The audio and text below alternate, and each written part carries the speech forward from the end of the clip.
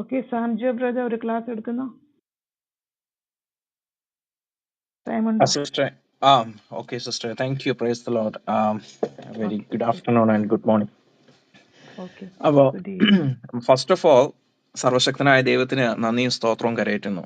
കാരണം 399 ദിവസം ഒരു റൂം ക്ലബ് ഹൗസിന്റെ ചരിത്രത്തിനകത്ത് തേരോട്ടം നടത്തുകയാണ് എന്ന് പറയുന്നത് ഒരു വലിയ കാര്യം തന്നെയാണ്. അത് കണ്ടിന്യൂസ് ആയിട്ട് ഡേ ബൈ ഡേ. അപ്പോ ഇതിനകത്ത് ആധികാരികമായിട്ട് നിലനിൽക്കുന്ന എടുത്തിരിക്കുന്ന നമ്മുടെ അച്ചങ്ചാൻ, ഇതൊരു മിനിസ്ട്രി ആയിട്ട് എടുത്തിരിക്കുന്ന അച്ചങ്ചാനെ ദൈവം അനുഗ്രഹിക്കട്ടെ. കൂട്ടത്തിൽ നമ്മുടെ സഹോദരന്മാരും സഹോദരിമാരും തീർച്ചയായിട്ടും ഓരോ ദിവസവും ഡേ ബൈ ഡേ അവരവരുടേതായിട്ടുള്ള കോൺട്രിബ്യൂഷൻസ് നടത്തുന്നു എന്നുള്ളതും ശ്ലാഘനീയമായ ഒരു കാര്യം തന്നെയാണ്. കൂട്ടത്തിൽ സർവശക്തനായ ദൈവം കൂടുതൽ കാര്യങ്ങൾ നമ്മളിലൂടെ അല്ലെങ്കിൽ ഈ പറയുന്നതായിട്ടുള്ള വ്യക്തികളിലൂടെ ഈ സമൂഹത്തിലേക്ക് എത്തുകയും ഈ സമൂഹത്തിന്റെ തിന്മയിൽ അകപ്പെട്ട് കിടക്കുന്ന അല്ലെങ്കിൽ ഈ സാത്താന്റെ പിടിമുറുക്കത്തിനകത്ത് പെട്ടുകിടക്കുന്ന ഒരു സമൂഹത്തെ സർവശക്തനായ ദൈവത്തിന്റെ മുമ്പിലേക്ക് കൊണ്ടുവരുവാനും നരകത്തിലേക്ക് നയിക്കപ്പെടുവാനായിട്ടല്ല നിത്യജീവനിലേക്ക് വിളിക്കുന്നതായിട്ടുള്ള ഒരു സർവശക്തനായ ദൈവം കൂടെ ഉള്ളതുകൊണ്ട് നമുക്ക് ധൈര്യത്തോടു കൂടി ഈ കാര്യങ്ങളെക്കുറിച്ച് മുമ്പോട്ട് പറഞ്ഞ് നമുക്ക് പോകാൻ സാധിക്കുന്നു എന്നുള്ളത് തന്നെ ദൈവത്തിന്റെ ഒരു അനുഗ്രഹമായിട്ട് ഞാൻ കരുതുകയും ചെയ്യുന്നു. ഇവിടെ നമ്മൾ ഇന്നലെ കൂടി നമ്മൾ സംസാരിച്ചുകൊണ്ടിരുന്നത് നമ്മുടെ ബ്ലാക്ക് സ്റ്റോണിനെ കുറിച്ചായിരുന്നു. ഈ ബ്ലാക്ക് സ്റ്റോൺ യാഥാർത്ഥ്യമായിട്ട് ഇന്നലെ വന്ന വ്യക്തി ഇസ്ലാം ആയിരുന്ന ആ വ്യക്തിക്ക്, ആ സഹോദരന് ബ്ലാക്ക് സ്റ്റോൺ എന്തിന് ഭൂമിയിലേക്ക് വന്നു എന്നുള്ള കാര്യം പറയാൻ പറ്റുന്നില്ല. പലപ്പോഴും ഇസ്ലാമിന്റെ ഏറ്റവും വലിയ കീറാമുട്ടികൾ ചില ചോദ്യങ്ങളാണ്. ഒന്ന്, നിങ്ങൾ എന്തിനെയാണ് ബ്ലാക്ക് സ്റ്റോൺ അള്ളാഹു സ്വർഗത്തിൽ നിന്ന്, അല്ലെങ്കിൽ ഈ വൈറ്റ് സ്റ്റോൺ ആയിരുന്ന ഇപ്പൊ ബ്ലാക്ക് പീസസ് ആയിരിക്കുന്ന ബ്ലാക്ക് സ്റ്റോൺ എന്തിന് സ്വർഗത്തിൽ നിന്ന് താഴോട്ട് ഇറക്കി തന്നു? അവർക്ക് ഉത്തരമില്ല. പക്ഷെ അവർക്ക് ഉത്തരമില്ലെങ്കിലും നമുക്ക് ഉത്തരവുണ്ട്. കാരണം എന്താണെന്ന് പറഞ്ഞു കഴിഞ്ഞാൽ നമ്മൾ വേറെ ലെവലിലാണ് ചിന്തിക്കുന്നതുകൊണ്ടും പഠിക്കുന്നതുകൊണ്ടുമാണ് നമുക്ക് അങ്ങനെ വരുന്നത്. എന്താണ് ഈ കറുത്ത കല്ല്? കറുത്ത കല്ലിനെ കുറിച്ച് നമ്മൾ പഠിക്കുമ്പോൾ കറുത്ത കല്ലിനെ കുറിച്ച് ഒരു ഹദീസിനകത്ത് പറയുന്നത് ഇങ്ങനെയാണ്. അത് ഞാൻ എടുത്തിരിക്കുന്നത് islamweb.net ആണ്. അപ്പൊ അതുകൊണ്ട് തന്നെ ആധികാരികതമാണ്. അതിനകത്ത് black stone the oath of God എന്ന് പറയുന്ന ഒരു ഫോൾഡറിൽ നിന്നാണ് ഞാനത് എടുത്തിരിക്കുന്നത്. ഇതൊരു ഹദീസുമാണ്. അപ്പൊ അവരുടെ ആയിട്ടുള്ള ബുക്ക് ആയതുകൊണ്ട് തന്നെ ഇറ്റ്സ് കംപ്ലീറ്റ്ലി റിലയബിൾ. അപ്പോ അതിനകത്ത് പറയുന്നത് ഇങ്ങനെയാണ്: Black stone is the right hand of the God which he shakes hand with his creation. അതായത് ഈ ബ്ലാക്ക് സ്റ്റോൺ, നമ്മൾ ഈ ഓരോ ആളുകളും പോയിട്ട് ഈ ബ്ലാക്ക് സ്റ്റോണിനെ മുത്തുമ്പോൾ ഇത് പാപം വലിച്ചെടുക്കുക മാത്രമല്ല, നിങ്ങൾ അള്ളാഹുവിന് കൈ കൊടുക്കുന്നതിന് തത്തുല്യമായിട്ടാണ്, അല്ലെങ്കിൽ അള്ളാഹുവിന്റെ ക്രിയേഷന് കൈ കൊടുക്കുന്നത്, ഷെയ്ക്ക് ഹാൻഡ് ചെയ്യുന്നതിന്, ഞാൻ സഹത്വം വർദ്ധിക്കുന്നതിന് എന്തിനാ നമ്മൾ ഷെയ്ക്ക് ഹാൻഡ് കൊടുക്കുന്നത്? സാധാരണ രണ്ട് രീതിയിലാണ് ഷെയ്ക്ക് ഹാൻഡ് കൊടുക്കുക. ഷെയ്ക്ക് ഹാൻഡ് കൊടുക്കുന്നതിന്റെ ആപ്തമായ വാക്യം അല്ലെങ്കിൽ ഹിസ്റ്ററി നമ്മൾ പരിശോധിച്ചു കഴിഞ്ഞാൽ, I am not an enemy, I am your companion, അല്ലെങ്കിൽ യുവർ ഫ്രണ്ട് എന്നുള്ള നിലയിൽ, ഐ ഹാവ് നോ. ഈ പണ്ടുള്ള ഗോത്രങ്ങൾ ഞാനിങ്ങനെ കേട്ടതാണ്. പണ്ടുള്ള ഗോത്രങ്ങൾ ജീവിച്ചുകൊണ്ടിരുന്ന കാലഘട്ടത്തിൽ ഗോത്രങ്ങളായിട്ടായിരുന്നല്ലോ ജീവിച്ചുകൊണ്ടിരുന്നത്. അപ്പം എതിർ ഗോത്രത്തിലുള്ളവനെ കൊല്ലുക എന്നുള്ളത് ഈ സ്വാഭാവികമായിട്ട് അവരുടെ ഇടയിൽ നടന്നുകൊണ്ടിരുന്നതാണ്. അപ്പോ മറ്റൊരു ഗോത്രത്തിനെ കാണുമ്പോൾ ഗ്രീറ്റ് ചെയ്യുക, അല്ലെങ്കിൽ നമ്മൾ എന്ത് പറയുന്നത്, കൈ കൊടുക്കുക എന്ന് പറയുന്നത് I have no weapon against you എന്ന് പറഞ്ഞിട്ടുള്ള കൊടുക്കുന്ന രീതിയിൽ. അതുപോലെ തന്നെ അള്ളാഹു പറയുകയാണ്, നീ ഇപ്പൊ എന്റേതായി മാറിക്കഴിഞ്ഞു, നീ അല്ലെങ്കിൽ നിന്നെയോണ്ട് ഞാൻ സഖിത്വം വർദ്ധിച്ചു കഴിഞ്ഞു, നിനക്കിപ്പോ പാവങ്ങളൊന്നുമില്ല, നിന്റെ പാവങ്ങളെല്ലാം ഞാൻ വലിച്ചെടുത്തു എന്നുള്ള പറയുന്നത്. അപ്പോ റൈറ്റ് ഹാൻഡ് ആയിട്ടുള്ള അള്ളാഹുവിന്റെ റൈറ്റ് ഹാൻഡ്, ഇത് നമ്മൾ കൂടുതലും ഇച്ചിരിയും കൂടെ നമ്മൾ ആപ്തമായിട്ട് അല്ലെങ്കിൽ ഇച്ചിരിയും കൂടെ നമ്മൾ ഡീപ്പായിട്ട് ചിന്തിച്ചു കഴിഞ്ഞാൽ നമുക്ക് ഒരു കാര്യം മനസ്സിലാവും.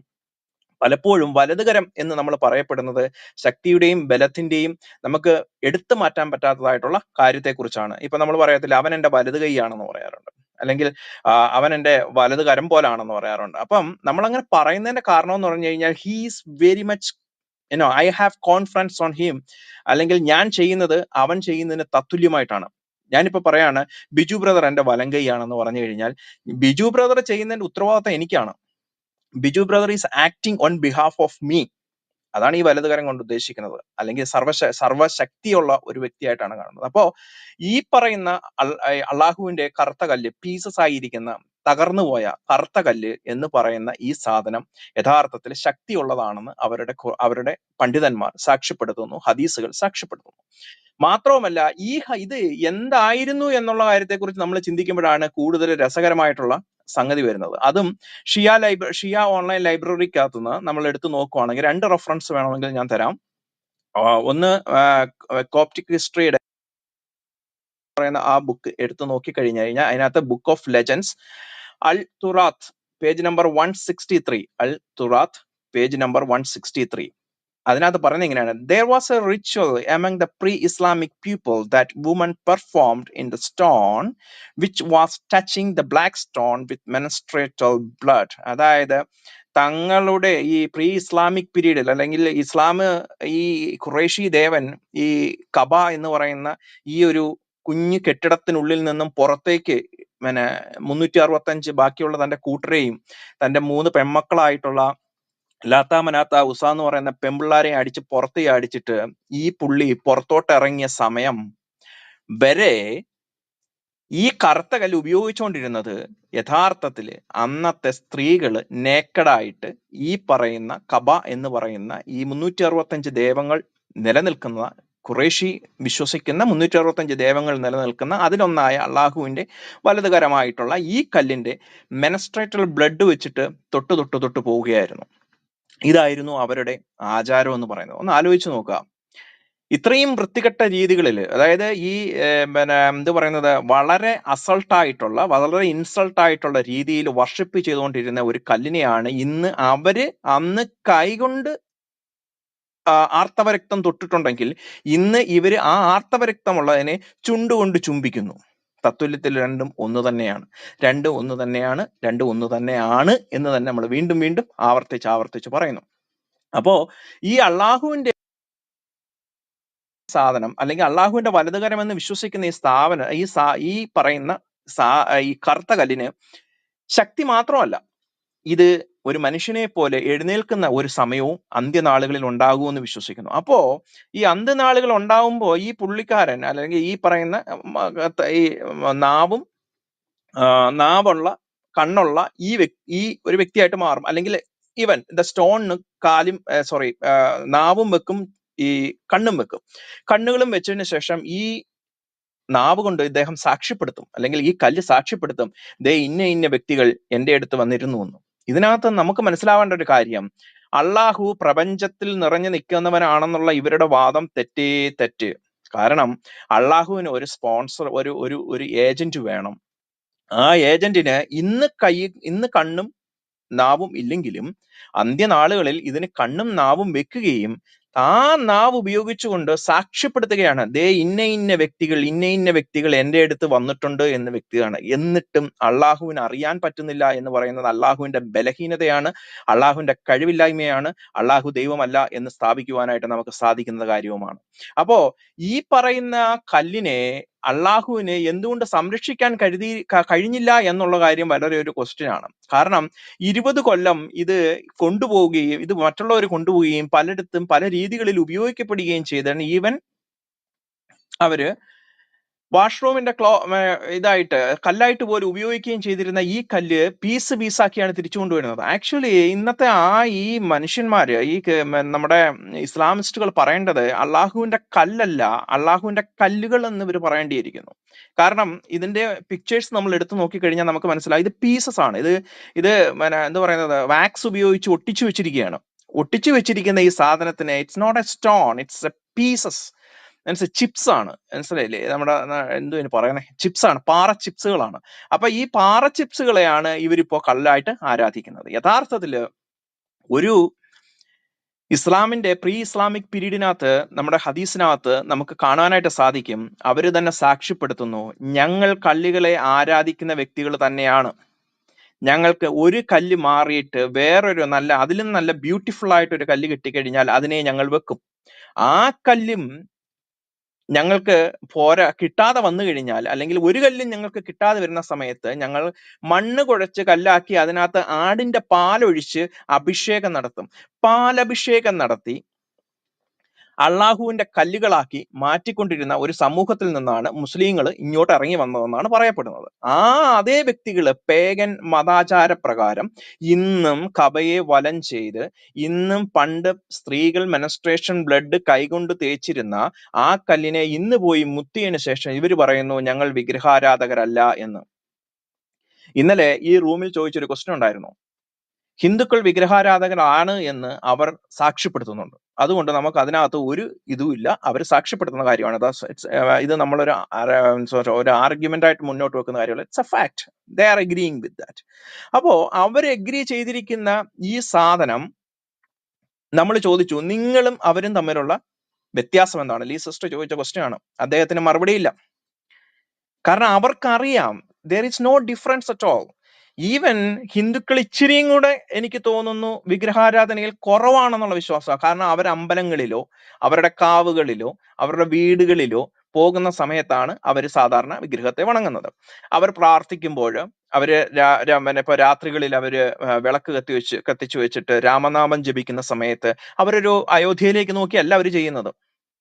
അവർ അമ്പലത്തിന്റെ സൈഡിലോട്ട് നോക്കിയല്ല ചെയ്യുന്നത്. അവരെവിടെ ഇരിക്കുന്നു ആ സ്ഥലത്തോട്ട് നോക്കുന്നു, അവര് പ്രാർത്ഥിക്കുന്നു. പക്ഷേ ഇസ്ലാമിനെ സംബന്ധിച്ചിടത്തോളം അതല്ല. ഇസ്ലാമിനെ സംബന്ധിച്ചിടത്തോളം എന്ന് പറയുന്നത് അള്ളാഹുവിന്റെ മുഖമാകുന്ന കബയിൽ അള്ളാഹുവിന്റെ കൈയാകുന്ന കല്ലിലേക്ക് നോക്കി പ്രാർത്ഥിച്ചില്ല എന്നുണ്ടെങ്കിൽ ആ പ്രാർത്ഥന വിഫലമായി പോകുന്ന ഒരു അവസ്ഥയിലോട്ടാണ് എത്തിച്ചേരുന്നത്. കാരണം ഇത്രയും ഫോക്കസ്ഡ് ആയിട്ടുള്ള ഓരോ ഹോട്ടലിന്റെയും മുന്നിൽ റൂമിന്റെ ടോപ്പില് കബയിലേക്കുള്ള അടയാളപ്പെടുത്തി വെച്ചിരിക്കുകയാണ്.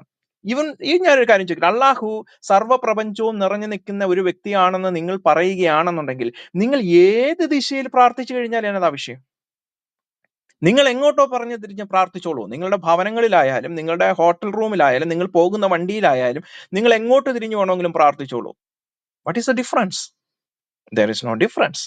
So you know that ഈ പറയുന്ന ഖുറേഷി ദേവനായ അള്ളാഹു എന്ന് പറയുന്ന മക്കയിലെ ആ കവയ്ക്കുള്ളിൽ കുടിയിരിക്കുന്ന ഒരു ദേവനാണ്.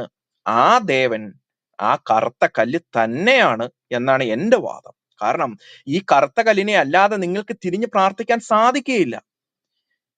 അത്രത്തോളം സ്ലേവറി ആയി കഴിഞ്ഞു. നിങ്ങൾ ബലി കൊടുക്കുന്നത് പോലും ഓരോ ദിവസവും, ഞാൻ എപ്പോഴും പറയാറുള്ളതാണ്, മുസ്ലിങ്ങൾ അറിഞ്ഞും അറിയാതെയും അല്ലെങ്കിൽ നിങ്ങൾക്ക് അറിവില്ലായ്മ മുഖേന ആയാൽ പോലും നിങ്ങൾ ഓരോ ദിവസവും എത്ര മൃഗങ്ങളെയാണ് നിങ്ങൾ സത്യം പറഞ്ഞു കഴിഞ്ഞാൽ ഈ അള്ളാഹുവിന് വേണ്ടി ബലി കൊടുക്കുന്നത്? ലാ ഇലാഹ ഇല്ലല്ലാഹു എന്ന് പറഞ്ഞതിന് ശേഷം കഴുത്ത് കണ്ടിച്ചു വിടുകയാണ്. എത്ര കോഴികളെയാണ്, എത്ര എത്ര മാടുകളെയാണ് നിങ്ങൾ കൊന്നു തിന്നുന്നത്? തിന്നോളൂ, കുഴപ്പമില്ല. പക്ഷേ നിങ്ങൾ ചെയ്യുന്നത് ഇതൊരു യാഗമായിട്ടാണ് നിങ്ങൾ അർപ്പിക്കുന്നത്. നിങ്ങൾ അർപ്പിക്കുന്നത് ഒരു നിവേദ്യമായിട്ടാണ് നിങ്ങൾ അർപ്പിക്കുന്നത്. മനസ്സിലായില്ലേ? ഒരു നിവേദ്യമായിട്ട് അള്ളാഹുവിന് കൊടുക്കുന്ന ചോര കൊണ്ടുള്ള അഭിഷേകമായിട്ടാണ് നിങ്ങൾ കൊടുക്കുന്നത്. ഇന്നും മക്കയിൽ നടക്കുന്നത് യഥാർത്ഥത്തിൽ ഒട്ടകങ്ങളെ ബലി കൊടുത്തുകൊണ്ടുള്ള തവാഫാണ് അവിടെ നടന്നുകൊണ്ടിരിക്കുന്നത്. ഒട്ടകങ്ങളെ ബലി കൊടുക്കാൻ കഴിവില്ലാത്തവൻ അതിന്റെ പൈസയുടെ കോൺട്രിബ്യൂഷൻ കൊടുത്താൽ മതി, എല്ലാത്തിനും കൂടെ ചേർത്ത് ഒരെണ്ണത്തിനെ തട്ടിക്കൊല്ലും. എല്ലാത്തിനും സൊല്യൂഷൻസ് ഉള്ള ഒരു മതമാണ് ഇസ്ലാം എന്ന് പറയുന്നത്. അതുകൊണ്ട് നമുക്ക് പേടിക്കുവാൻ പ്രത്യേകിച്ചൊന്നുമില്ല, എല്ലാത്തിനും സൊല്യൂഷൻസ് ഉണ്ട്. അപ്പൊ അതുകൊണ്ട് തന്നെ ഈ പറയുന്ന കറുത്ത കല്ല് എന്ന് പറയുന്നത് ഒരു വിഗ്രഹമാണ് എന്ന് തെളിയിക്കുവാൻ ലോകത്തിലുള്ള ആർക്കും സാധിക്കും. അല്ല എന്നുണ്ടെങ്കിൽ ഏത് ഇസ്ലാമിന് വേണമെന്നുണ്ടെങ്കിലും മുകളിൽ വന്ന് പറയാം, ഇത് ഞങ്ങളുടെ ദൈവമല്ല, ഇതിനിങ്ങനെ വരത്തില്ല. പിന്നെ ക്വസ്റ്റ്യൻ, നിങ്ങൾ പിന്നെ എന്തിനാണ് സഹോദര ഈ ഫ്ലൈറ്റും പിടിച്ച് ഈ ഒരു എന്ത് പറയുന്നത് ഒരു വെള്ള വസ്ത്രവും ധരിച്ച് ഷഡ്ഡി പോലും ഇടാതെ പുറത്തോട്ട് പോയി അവിടെ പോയി നിന്ന് ചെയ്യേണ്ടത്? നിങ്ങൾ യൂട്യൂബിൽ തപ്പുക ദ റേപ്പിംഗ് വൈൽ കബയെ ചുറ്റുന്നതിന്റെ പേര് മറന്നുപോയി, തവാഫ്. തവാഫ് ചെയ്യുന്ന സമയത്ത് സ്ത്രീകൾ അനുഭവിക്കുന്ന ലൈംഗിക അരാജകത്വം നിങ്ങളൊന്ന് തപ്പി നോക്കിയാൽ മതി, നിങ്ങൾക്ക് കാണാൻ പറ്റും. ഓരോ വ്യക്തികൾ പറയുന്നത്, ഇവന്മാര് പോയി ആ തിരക്കിനകത്തിടയ്ക്ക് കാണിച്ചു കൂട്ടുന്ന പരിപാടികൾ എന്തൊക്കെയാണെന്നുള്ള കാര്യം. അപ്പോ അള്ളാഹുവിന്റെ അനുഗ്രഹം കറുത്ത കല്ലുകൊണ്ട് അല്ലെങ്കിൽ കറുത്ത കല്ലിനകത്ത് കുടിയിരിക്കുകയാണെന്നും അള്ളാഹു എന്ന് പറയുന്നത് ഈ അബ്സോർബ് ചെയ്യാൻ, സിന്ന് അല്ലെങ്കിൽ പാപം മോചിക്കാനുള്ള അധികാരം ദൈവത്തിന് മാത്രമേ ഉള്ളൂ. പാപം മോചിക്കുവാൻ മനുഷ്യന് അധികാരമില്ല. നിന്റെ പാപം ദൈവം ക്ഷമിക്കട്ടെ എന്ന് നമുക്ക് പറയാൻ പറ്റും, അല്ലെങ്കിൽ പ്രാർത്ഥിക്കാൻ പറ്റും. ഇപ്പൊ ലീ സിസ്റ്റർ പ്രാർത്ഥിക്കുകയാണ്, സർവശക്തനായ ദൈവമേ സാം ജോ ചെയ്ത പാപം ക്ഷമിക്കണമേ എന്ന് പ്രാർത്ഥിക്കാം ഞാൻ ജീവിച്ചിരിക്കുമ്പോൾ. പക്ഷേ ഒരിക്കലും ലീ സിസ്റ്ററിന് പറയാൻ പറ്റത്തില്ല, സാം ജോ ചെയ്ത പാപങ്ങളെല്ലാം ക്ഷമിച്ചിരിക്കുന്നു എന്ന്. പക്ഷെ ഇവിടെ പാപങ്ങൾ ക്ഷമിക്കുന്നത്, ഈ പാപങ്ങൾ ഈ പോയി കറുത്ത കല്ലിനെയും മുത്തുന്നതായിട്ടുള്ള ഈ പറയുന്ന ശ്രീമാന്മാരായിട്ടുള്ള ഈ മുസ്ലിങ്ങളുടെ പാപങ്ങള് വലിച്ചെടുക്കുന്നവനാണ്, അബ്സോർബ് ചെയ്തെടുക്കുന്നവനാണ് കറുത്ത കല്ലെന്ന് പറയുന്നത്. സോ ഹു ഈസ് അപ്പൊ കറുത്ത കല്ല് ആരായി മാറി? കറുത്ത കല്ല് അള്ളാഹു ആയിട്ട് മാറി. കറുത്തകല്ലിനെ പ്രദക്ഷിണം വെക്കുവാണ് ഇവര്. അമ്പലങ്ങളിൽ പ്രദക്ഷിണം ചെയ്യുന്നതിനെ ചോദ്യം ചെയ്യുന്ന, അമ്പലങ്ങളിൽ പ്രദക്ഷിണം ചെയ്യുന്നതിനെ മൂക്കത്തെ വിരൽ വെച്ച് കൈകൊട്ടി ആഘോഷിച്ചിട്ട് പറയുകയാണ് ഇവരെന്താണ് ഈ കാണിക്കുന്നതെന്ന് പറയുന്ന ഇസ്ലാം സഹോദരന്മാരെ, നിങ്ങളും നിങ്ങളുടെ അപ്പന്മാരും അമ്മമാരും ഉൾപ്പെടെയുള്ള ആളുകള് നിങ്ങൾ പോയി ചെയ്യുന്നതും ഇതേ സാധനം തന്നെയല്ലേ? അത് മാത്രവുമല്ല, പേഗൻ മതത്തിനകത്തുണ്ടായിരുന്ന പണ്ടുള്ള മർവ കുന്നുകളെ നിങ്ങൾ ഇപ്പോഴും ഓടി നടക്കുന്നുണ്ട് അല്ലെ? നിങ്ങൾ ഇപ്പോഴും അതിന്റെ പുറകെയാണ് ഓടി നടക്കുന്നത്. അപ്പോ ഈ മർവ കുന്നുകളെ ഇത് ചെയ്യുന്നതും നിങ്ങൾ യഥാർത്ഥത്തില്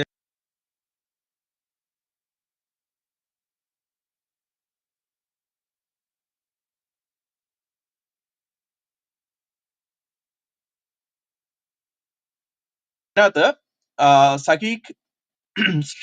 സഹീഖ് ബുഖാരി ഹദീസ് 1643 അതിനകത്ത് പറയുന്നത്, അത് വലിയൊരു ഹദീസാണ്, അതൊന്നും മൊത്തം വായിക്കുന്നില്ല. അപ്പോ ഈ തവാഫ്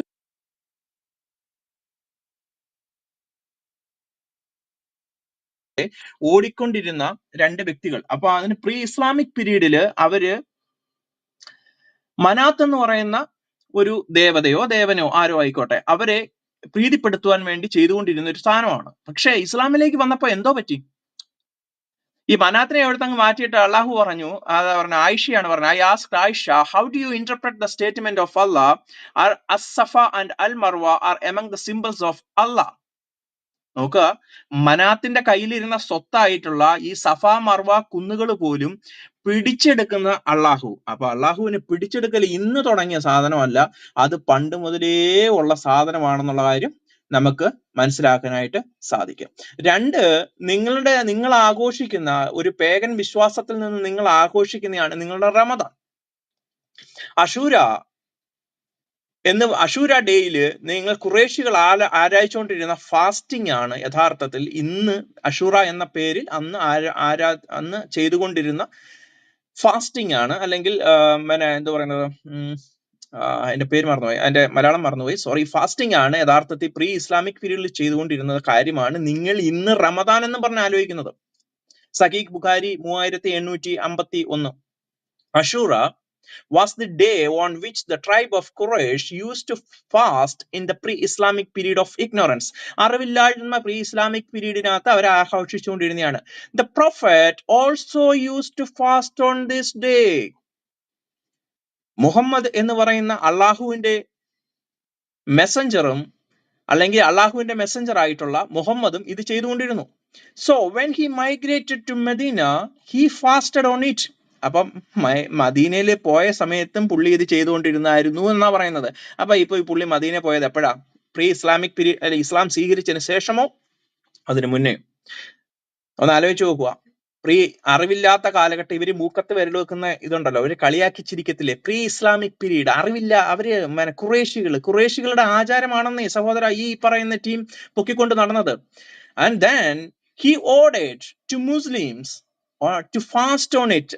താൻ ചെയ്യുന്നത് മാത്രമല്ല, താൻ ചെയ്ത ഈ പറയുന്ന പ്രീ ഇസ്ലാമിക് പീരീഡിലെ അഷൂറ ദിനത്തിനകത്ത് ചെയ്യുന്ന ഈ പേഗൻ ആചാരം മുസ്ലിങ്ങളോട് പറഞ്ഞു നിങ്ങളും ചെയ്യണം. When the fasting of Ramadan was enjoyed, it became an optional for the people to fast or not to fast the day of Ashura. അപ്പൊ ഈ റമദാൻ ഇതിന് യഥാർത്ഥത്തിൽ പേരങ്ങ് മാറ്റി റമദാൻ ആക്കിയതിനു ശേഷം പറഞ്ഞു, റമദാൻ ചെയ്യുന്ന സമയത്ത് അല്ലെങ്കിൽ റമദാൻ ചെയ്യുന്ന സമയത്ത് നിങ്ങളുടെ ഓപ്ഷനാണ്. ഇപ്പോഴും അത് ഇല്ലാതാക്കിയിട്ടില്ല. പേഗൻ വിശ്വാസത്തിലുള്ള ഈ പറയുന്ന പ്രീ ഇസ്ലാമിക് പീരീഡിലുള്ള ഈ ആചാരം അവര് നിർത്തലാക്കിയിട്ടില്ല.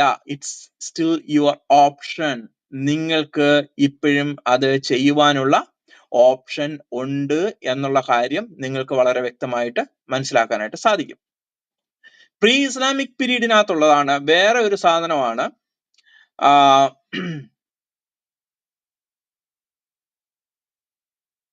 സോറി, അതെന്റെ ലിങ്ക് വർക്ക് ചെയ്യുന്നില്ല, അപ്പൊ അത് ഞാൻ വിടുന്നു.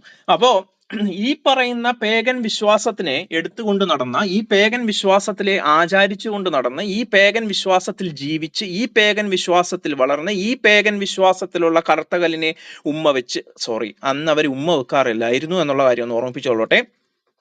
സ്ത്രീകൾ മെനസ്ട്രേഷൻ ബ്ലഡ് കൊണ്ട് ടച്ച് ചെയ്തിരുന്ന, ഇന്ന് നിങ്ങൾ ഉമ്മ വെക്കുന്ന പ്രീ ഇസ്ലാമിക് പീരീഡിനകത്തുള്ള ആ വിഗ്രഹവും മനാത്ത് എന്ന് പറയുന്ന ദേവന്റെ അനുഗ്രഹം തേടിയ സർഫ മർവ കുന്നുകൾക്ക് ഉള്ളിലൂടെ ഓടിക്കൊണ്ടിരുന്ന ആ ആചാരവും അഷൂര പേഗൻ ഇസ്ലാമിക് ഫാസ്റ്റിംഗ് ആയിട്ടുള്ള അഷൂരയെ പേര് മാറ്റി റമദാൻ എന്ന പേരിട്ടിട്ട് കുളിപ്പിച്ച് സുന്ദര കുട്ടപ്പനായി കുട്ടിക്കൂട പൗഡറും ഇട്ട് പുറത്തിറക്കി വെച്ചിട്ട് റമദാൻ എന്നുള്ള പേര് വിളിച്ചാലും you are doing still the same. You are doing still the same. നിങ്ങൾ ഇപ്പോഴും ചെയ്തുകൊണ്ടിരിക്കുന്നത് അത് തന്നെ ആണ്. ആ ദൈവവും നിങ്ങൾ അബ്രഹാമിന്റെ പാരമ്പര്യത്തിലുള്ള ദൈവമാണെന്ന് പറയുമ്പോഴാണ് ഞങ്ങൾക്ക് വാ തുറക്കേണ്ടതായിട്ട് വരുന്നത്. നിങ്ങൾ അത് പറയരുത് ദയവ് ചെയ്ത്. പകരം നിങ്ങൾ പറയുക, അള്ളാഹു എന്ന് പറയുന്നത് 365 ദേവന്മാരിൽ ഒരു ദേവനായിരുന്നു. അവര് 3 പെമ്പിള്ളാരുണ്ടായിരുന്നു. ഈ പെമ്പിള്ളാരെല്ലാം അടിച്ച് വെളിയിൽ ചാടിച്ചിട്ട് പുള്ളിക്കാരനെ പിടിച്ച് ഒറ്റയാനാക്കി അവിടെ പിടിച്ചു നിർത്തി, ഒരു രക്ഷയും പരരക്ഷയും ഇല്ലാതെ അവിടെ പിടിച്ചു നിർത്തിയിരിക്കുകയാണെന്ന് പറഞ്ഞു കഴിഞ്ഞാൽ ഞങ്ങൾക്ക് ഒരു വിഷയവുമില്ല. ഞങ്ങൾക്ക് സന്തോഷമേ ഉള്ളൂ. നിങ്ങൾ ആഘോഷിച്ചോളൂ, നിങ്ങൾ എന്ത് വേണമെങ്കിലും ചെയ്തുകൊള്ളൂ, നിങ്ങൾ എങ്ങനെ വേണമെങ്കിലും ചെയ്തുകൊള്ളൂ. പക്ഷേ അബ്രഹാമിക് പാരമ്പര്യവുമായിട്ടോ സർവശക്തനായ ദൈവത്തിന്റെ പാരമ്പര്യവുമായിട്ടോ നിങ്ങൾക്ക് യാതൊരു ബന്ധവുമില്ല. യാതൊരു ബന്ധം പെടുത്തുവാൻ നിങ്ങളെ കൊണ്ട് സാധിക്കത്തുമില്ല. അങ്ങനെ ആരെങ്കിലും വിശ്വസിക്കുന്ന ഇസ്ലാമിസ്റ്റുകൾ ഈ ഗ്രൂപ്പിൽ ഉണ്ടെന്നുണ്ടെങ്കിൽ താങ്കൾക്ക് തീർച്ചയായിട്ടും നിങ്ങൾക്ക് മേളിലോട്ട് കയറി വരാം. കയറി വന്നിട്ട് തെളിയിക്കൂ ഈ പറയുന്ന പേഗൻ വിശ്വാസം നിങ്ങളുടെ മുമ്പിൽ ഇല്ല എന്ന്. നിങ്ങളുടെ മുമ്പിൽ ഇല്ല എന്ന് നിങ്ങൾ തെളിയിക്കാൻ ശ്രമിക്കുമ്പോൾ കൂടുതൽ തെളിവുകൾ മുന്നോട്ട് വെക്കുന്നതാണ്. Anyway, thank you sister and thank you all my brothers and we can continue. Thank you.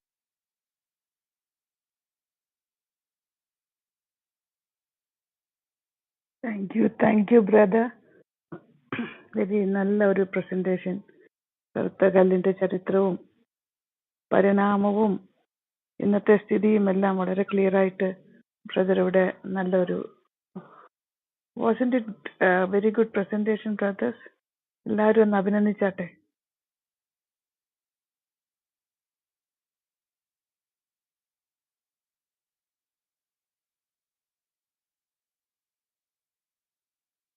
നല്ലതായിരുന്നു ബ്രദറെ, നല്ല.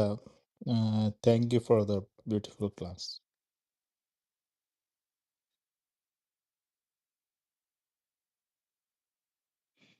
നല്ല ക്ലാസ് ആയിരുന്നു.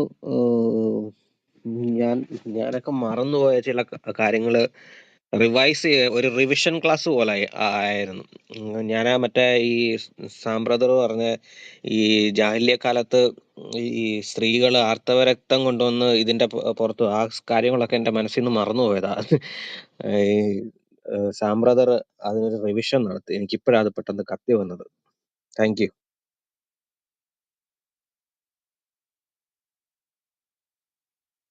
Thank you brother. അതായത് ഈ 40 വയസ്സായപ്പോ പ്രവാചകനാക്കപ്പെട്ട ഈ മനുഷ്യൻ അടുത്ത 23 വർഷത്തോളം ഈ രീതിയിലൊക്കെ തന്നെയായിരുന്നു ആരാധിച്ചിരുന്നത് അവിടെയുള്ളവർ. അവസാനത്തെ വർഷം മാത്രമല്ലേ ഇനി സ്ത്രീകൾ തുണിയില്ലാതെ നടക്കാൻ പാടില്ല, അവിടെ വരാൻ പാടില്ല എന്നുള്ള കൽപ്പന ഇറക്കിയത്. അതായത് ബഹുദൈവ വിശ്വാസികൾ അവിടെ വരാൻ പാടില്ല. അപ്പൊ ഇത്രയും കാലം മുഹമ്മദും അതേ രീതിയിൽ തന്നെയല്ലേ അത് ആരാധിച്ചു കൊണ്ടിരുന്നത്. പത്തറ്റിക്. ഇതൊക്കെ നമ്മൾ പലപ്പോഴും മുസ്ലിങ്ങളോട് ചോദിക്കുമ്പോൾ അവരുടെ ഉത്തരം ഇങ്ങനെയാണ്, ഇല്ല, ഒരിക്കലും മുഹമ്മദ് ഒരിക്കലും വിഗ്രഹത്തെ ആരാധിച്ചിട്ടില്ല. അവിടെ ഇരുന്ന 360 ഒരെണ്ണം തന്നെയല്ലേ ഇപ്പോഴും അവിടെ ഇരിക്കുന്നത്. ഈ കല്ലിന്റെ വിശേഷങ്ങളാണല്ലോ ഇപ്പൊ ബ്രദർ ഇത്രയും നേരം പറഞ്ഞത്. ആരെങ്കിലും മുസ്ലിം സുഹൃത്തുക്കൾക്ക് എന്തെങ്കിലും പറയാനുണ്ടോ? മുകളിൽ വരൂ. നിങ്ങളുടെ കറുത്ത കല്ലെന്ന മഹാവിഗ്രഹത്തെ വന്ന് ഡിഫെൻഡ് ചെയ്യൂ. ഈ പറഞ്ഞതൊക്കെ തെറ്റാണ് എന്ന് നിങ്ങൾക്ക് തോന്നുന്നുണ്ടെങ്കിൽ നിങ്ങൾ വന്നിവിടെ തെളിയിക്കൂ. ആരെങ്കിലും ഉണ്ടോ? എം അക്ബർ ഉണ്ടോ? ഈസാ മുഹമ്മദ് ഉണ്ടോ? അല്ലാഹു ഫഹദ്, അല്ലാഹു അക്ബർ, അല്ലാഹു ഫഹദ് ഉണ്ടോ?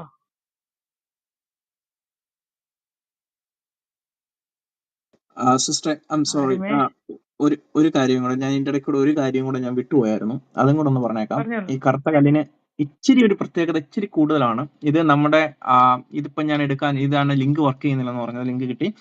അപ്പോൾ ഇത് നമ്മുടെ ശ്രീമാൻ നമ്മുടെ നമ്മുടെ ലാസർ മരിച്ചു, നമ്മുടെ കല്ലറയിൽ ലാസർ ഉണ്ടല്ലോ, ലാസറെ നീ പുറത്തു വരിക, ഞാൻ എപ്പോഴും പറയാറുള്ളതാണ്, പുറത്തു വന്നിട്ടില്ല. അപ്പം ലാസർ എന്ന് പറയുന്ന നമ്മുടെ രണ്ട് പ്രവാചകന്മാരുടെ പേരിട്ട് കിടക്കുന്ന മുഹമ്മദ് ഈസ എന്നുള്ള അവരെ നാമത്തിൽ അറിയപ്പെടുന്ന സ്പൂൺ ഈസ എടുക്കുന്ന അല്ലെങ്കിൽ ആധികാരികപ്പെടുത്തിയിരിക്കുന്നതാണ് ഇസ്ലാം ക്വസ്റ്റ്യൻസ് ആൻഡ് ആൻസേഴ്സ് എന്ന് പറയുന്ന വളരെ വലിയൊരു സംഭവം. പുള്ളി ഇതിനകത്തു നിന്നാണ് ഇസ്ലാം പഠിച്ചതെന്നാണ് പറയുന്നത്. അപ്പൊ പണ്ട് നമ്മുടെ സെബാസ്റ്റ്യൻ പുന്നക്കൽ ബ്രദറിന്റെ വീഡിയോയ്ക്കകത്താണ് പുള്ളി അത് ആധികാരികമായിട്ട് പറഞ്ഞത്. അപ്പം അതിനകത്ത് പറയുന്നുണ്ട് ഈ കറുത്ത കല്ലിന്റെ ഒരു ഗുണവും കൂടെ ഞാൻ പറയാം. അപ്പൊ അതിനകത്ത് ഈ ക്വസ്റ്റ്യൻ ഇങ്ങനെയാണ്: I want to ask about the soundness of hadith. I heard the text of the hadith is, whoever kisses the black stone will admitted to paradise without being brought into account. അപ്പോൾ ഞാൻ ഒരു മുസ്ലിമാണ് ചോദിക്കുന്നത്, ഞാൻ ഈ പറയുന്ന ഹദീസിന്റെ ആധികാരികതയെ ഞാൻ ചോദിക്കുകയാണ്. ഹദീസ് ഇങ്ങനെയാണ്: ആരാണോ കറുത്ത കല്ലിനെ മുത്തുന്നത് അവർക്ക് യാതൊരു തരത്തിലുമായുള്ള, അതായത് പാപം പരിഹരിക്കപ്പെട്ട് നീതിമാനായിട്ട് അല്ലെങ്കിൽ നല്ലവനായിട്ട് സ്വർഗത്തിലേക്ക് കയറും എന്നുള്ള ഹദീസിന്റെ സൗണ്ട്നെസ് അല്ലെങ്കിൽ അതിന്റെ സോൾനെസ്, അതിന്റെ ആധികാരികത ഞാൻ ചോദ്യം ചെയ്യുന്നു എന്നാണ് പറയുന്നത്. I don't know the chain of narrator. If the hadith is not sound, and that means sahih, is there any text which indicates that whoever kisses the black stone will be admitted to the paradise without being brought to account? Is it true or not? അതായത് ഈ പറയുന്നത് ഹദീസ് correct ആണോ, ഇത് സഹീഹാണോ, അല്ലാന്നുണ്ടെങ്കിൽ ഏതെങ്കിലും ബുക്കിനകത്ത് ഇത് ഹദീസ് പറയുന്നുണ്ടോ എന്നാണ് പറയുന്നത്. അപ്പൊ നമ്മുടെ ഇസ്ലാമിക പണ്ഡിത ചേട്ടൻ പറയുന്നത് ഇങ്ങനെയാണ്: with regard to the word mention whoever kisses എന്ന് പറഞ്ഞിട്ട് ഇത് വായിച്ചതിന് ശേഷം പറയുക, ദിസ് ഈസ് ആക്ച്വലി എ സഹീഹ്, ബട്ട് അതിന്റെ അകത്ത് ഒത്തിരി നറേഷൻസ് ഒക്കെ താഴോട്ട് വന്നതിന് ശേഷം ഒത്തിരി കണ്ണും കാലും മൂക്കും ഒക്കെ പറയുന്നുണ്ട്. Allah knows the best. ഇത് സഹീഹ് ആണെന്ന് പറയുന്നുണ്ട്. എന്നിട്ട് പുള്ളി താഴെ പറയുന്നുണ്ട്, touching them is an expiation of for sin. ഇത് ടച്ച് ചെയ്ത് കഴിഞ്ഞാൽ സിന്ന് ഇല്ലാതാവും എന്നും പറയുന്നുണ്ട്. അപ്പോ ഞാൻ ഇതായിരുന്നു പറയാൻ വന്നത്. അപ്പൊ മുസ്ലിം ഇത് സഹീഹായിട്ടുള്ള ബുക്കുകളിൽ നമുക്ക് കാണാനായിട്ട് സാധിക്കത്തില്ല, പക്ഷെ ഇവര് സാക്ഷ്യപ്പെടുത്തുന്നു അത് സഹീഹാണെന്നുള്ള കാര്യം. അവര് സാക്ഷ്യപ്പെടുത്തുന്നു സഹീഹാണെന്നുള്ള കാര്യം സാക്ഷ്യപ്പെടുത്തി കഴിഞ്ഞാൽ പിന്നെ നമുക്കൊന്നുമില്ലല്ലോ.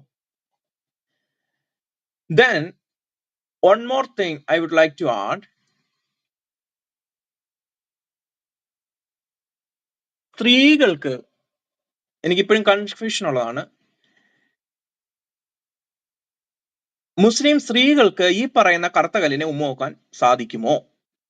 ചോദ്യം: മുസ്ലിം സ്ത്രീകൾക്ക് ഈ കറുത്ത കല്ലിനെ ഉമ്മ വെക്കാൻ സാധിക്കുമോ? If it is possible for a woman to kiss the black stone or not?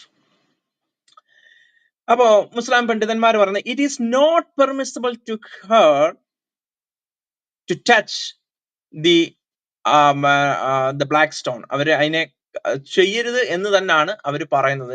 അതായത് മുസ്ലിം സ്ത്രീകൾ ഇതിനെ ടച്ച് ചെയ്യരുതെന്നാണ് അത് പറയുന്നത്. അതുകൊണ്ടായിരിക്കാം പല ഇതിനകത്തും നമുക്ക് കാണാനായിട്ട് സാധിക്കത്തില്ല മുസ്ലിം സ്ത്രീകൾ ഇത് ചെയ്യുന്നത്. ഉണ്ടെങ്കിൽ എന്നെ തിരുത്താം, ഞാൻ ഇതേവരെയും കണ്ടിട്ടില്ല. ഇത് ക്വസ്റ്റ്യൻ ആൻസേഴ്സ് ആയതുകൊണ്ട് തന്നെ നമുക്ക് അറിയത്തുമില്ല. പക്ഷെ അതിന് എനിക്കൊന്ന് അറിയാൻ ആഗ്രഹമുണ്ടോ? അങ്ങനെയെങ്കിൽ ഇസ്ലാം സ്ത്രീകൾക്ക് ഈ കറുത്ത കല്ലിനെ മുത്തുവാൻ അധികാരമില്ല എന്നുണ്ടെങ്കിൽ അള്ളാഹു യഥാർത്ഥത്തിൽ ഇത്രയും ഒരു വൃത്തിയായിട്ട് പാർഷ്യാലിറ്റി കാണിക്കുന്ന ഒരു വ്യക്തിയില്ലെന്ന് ഞാൻ പറയും. അതെന്താ? ഈ ഒന്നുകിൽ രണ്ട് ഓപ്ഷനാണ് ഉള്ളത്. മുസ്ലിം സ്ത്രീകൾ മുത്താൻ പാടില്ല എന്ന് ഈ പറയുന്ന ടീം അംഗങ്ങൾ പറയുമ്പോൾ രണ്ട് ഓപ്ഷനാണ് ഉള്ളത്. ഒന്ന്, അള്ളാഹു പാർഷ്യാലിറ്റി ആയിട്ടുള്ള ഒരു ദേവനാണ്. സ്ത്രീകളെയും പുരുഷന്മാരെയും പണ്ട് മുതലേ പുള്ളിക്ക് അങ്ങനെ ഒരു പാർഷ്യാലിറ്റി ഉണ്ട്. കാരണം സ്വന്തം എനിക്കൊരു ആൺകുഞ്ഞില്ലേ എന്നും പറഞ്ഞ് നെഞ്ചത്തടിച്ച തലവഴിച്ച മനുഷ്യന് ആമ്പിള്ളാരുണ്ട്, എനിക്ക് ആമ്പിള്ളാരില്ലേ എന്നും പറഞ്ഞ് കരഞ്ഞ വ്യക്തിയാണ്. പോട്ടെ, എന്നിരുന്നാലും തന്റെ സൃഷ്ടികളായിട്ടുള്ള ഈ പറയുന്ന സ്ത്രീയും പുരുഷനെയും ഒരുമിച്ച് കാണാതെ രണ്ടും രണ്ടായിട്ട് കാണുന്ന, വേർതിരിച്ച് കാണുന്ന ഒരു അള്ളാഹു, അല്ലെങ്കിൽ ഇസ്ലാം സ്ത്രീകൾ ആരും പാപം ചെയ്യുന്നില്ല, പാപം ചെയ്യുന്നവരെല്ലാം ഇസ്ലാം പുരുഷന്മാരാണെന്ന് വരുത്തിയിരിക്കുകയും ചെയ്യും. അപ്പൊ അതുകൊണ്ട് എനിക്കത് അറിയുവാനുള്ള ഒരു ആഗ്രഹമുണ്ട്. ഇവിടെ ഉള്ള ആരെങ്കിലും പറഞ്ഞു തന്നാലും മതി. Is it permissible for a woman to touch the black stone or not?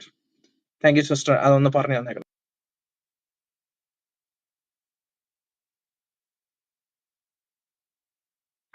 ബ്രദറെ, നമ്മൾ ചില ഇപ്പോഴത്തെ വീഡിയോസ് ഒക്കെ കാണാറുണ്ട്. ഈ അടുത്ത കാലത്തൊരു വീഡിയോ കണ്ടിരുന്നു. ഒരു സ്ത്രീ ഹജ്ജിന്റെ സമയത്ത് അത് ചെയ്യാൻ പറ്റില്ല, ഉംറയുടെ സമയത്തായിരിക്കും. ഒരു സ്ത്രീ ഓടി വരുന്നു, കറുപ്പിട്ട സ്ത്രീയാണ്, ഓടി വന്ന് രണ്ട് കൈകളും ഇങ്ങനെ വിരിച്ച് ലോങ് ലോസ്റ്റ് ഫ്രണ്ടിനെയൊക്കെ കാണുമ്പോൾ ഓടി മനുഷ്യർ വരുന്ന പോലെ ആ കല്ലിന്റെ അടുത്തേക്ക്. അപ്പൊ അവിടെ പോലീസുകാരൊക്കെ നിൽപ്പുണ്ട്, അവരാരും തടയുന്നില്ല. പുരുഷന്മാരൊക്കെ അവിടെ ഉണ്ട്, എന്നാലും ഈ സ്ത്രീ അവരുടെ എല്ലാ ഇടയ്ക്ക് കൂടെ ഇങ്ങനെ പാഞ്ഞു വരിക എന്ന് പറയില്ലേ, പാഞ്ഞു വന്ന് അതിന്റെ ഉള്ളില് അവർക്ക് എന്തൊക്കെ ചെയ്യാൻ പറ്റുമോ അതൊക്കെ ചെയ്യുന്നുണ്ട്. കൈ തലയും ഒക്കെ ഇങ്ങനെ ഇട്ട് അയ്യോ എന്തോ ഒരു ദൈവത്തെ കണ്ടതുപോലെയാണ് ആ സ്ത്രീക്ക് ഉള്ള ഒരു ഫീലിംഗ്. അപ്പൊ ഇതൊക്കെ ഇന്ന് അലൗഡ് ആണോ അല്ലയോ എന്ന് ചോദിച്ചാൽ ഐ തിങ്ക് കാലക്രമത്തിൽ ഇപ്പോ സ്ത്രീകൾക്ക് ധാരാളം സ്വാതന്ത്ര്യം അവിടെ കൊടുക്കുന്നുണ്ടല്ലോ. സൽമാൻ രാജാവ് ഇപ്പോ ഈയിടെ അടുത്ത പറഞ്ഞ സ്റ്റേറ്റ്മെന്റ് കേട്ടില്ലേ, ഞങ്ങളുടെ നാട്ടിൽ ഒരുപാട് നിയമങ്ങളൊക്കെ ഞങ്ങളെ ലജ്ജിപ്പിക്കുന്ന തരത്തിലുള്ള നിയമങ്ങളൊക്കെയാണ് ഞങ്ങളുടെ രാജ്യത്തുള്ളത്. അപ്പൊ 150 വക്കീലന്മാരെ വെച്ചിട്ട് ആ നിയമങ്ങളൊക്കെ ഞങ്ങൾ മാറ്റാൻ പോവാണ്.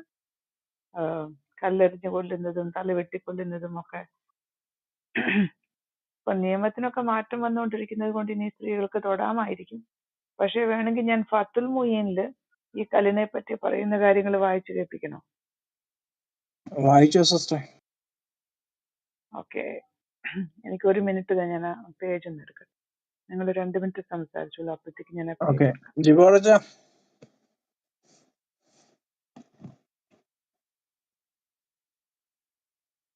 അപ്പൊ ഇവര് ഈ കർത്തഹലിനെ ഇസ്ലാം സ്ത്രീകൾ മുത്തരുതെന്ന് പറയുന്നതിന്റെ കാരണം എന്താണെന്നറിയോ? ഈ പുള്ളിക്കാരത്തേക്ക് തലയിലെ കവർ മാറ്റാൻ പറ്റത്തില്ലെന്ന്. അപ്പൊ തലയിലെ കവർ മാറ്റാൻ പറ്റാത്തതുകൊണ്ട് അത് മുത്താൻ പറ്റത്തില്ലല്ലോ. അതുകൊണ്ടാണ് ഇവരിത് ഡിനൈ ചെയ്യുന്നതെന്നാണ് ഇസ്ലാം പണ്ഡിതന്മാർ പറയുന്നത്. അപ്പോ അവര് മുത്തിയിട്ടുണ്ടെന്നുണ്ടെങ്കിൽ അവർക്ക് എന്ത് സംഭവിച്ചു എന്ന് ഞാനൊന്ന് അന്വേഷിക്കട്ടെ, അതൊന്ന് കണ്ടുപിടിക്കാൻ ശ്രമിക്കാം. അതൊന്ന് ചരിത്രത്തിൽ ഒന്ന് തിരയാം, ഈ സ്ത്രീക്ക് എന്ത് സംഭവിച്ചു എന്നുള്ള കാര്യം. യൂഷ്വലി ഈ പുരുഷന്മാർ ഇല്ല. അപ്പൊ എന്തായി കഴിഞ്ഞാലും ഇസ്ലാം ഒരു ബഹുരസമാണ്. സിസ്റ്ററെ കിട്ടിക്കഴിയുമ്പോൾ പറയണേ. അപ്പോ കഴിഞ്ഞ 399 ദിവസം, 399 days. Wow. Okay, in A stream ഒരൊറ്റ നിരയായിട്ട് 399 ദിവസം ഒരു റൂം നമ്മളിങ്ങനെ ചോദിച്ചുകൊണ്ടിരിക്കുകയാണ്. അതിനകത്ത് പല ആളുകളും വന്നു കയറി, പലരും മുസ്ലിം ആയിട്ട് വന്നു, അമുസ്ലിമായിട്ട് കാലാന്തരത്തിൽ രൂപപ്പെട്ടു. ചിലർ അവിശ്വാസികളായിട്ട് മാറി, ചിലർ ദൈവമേ ഇല്ല എന്ന് പറഞ്ഞ് അള്ളാഹുവിനെ എടുത്ത് തോട്ടിക്കളഞ്ഞിട്ട് ഇറങ്ങിപ്പോയി. ചിലവര് ഇപ്പൊ എന്ത് ചെയ്യണോന്ന് അറിയാൻ മേലാ നിൽക്കുന്നു.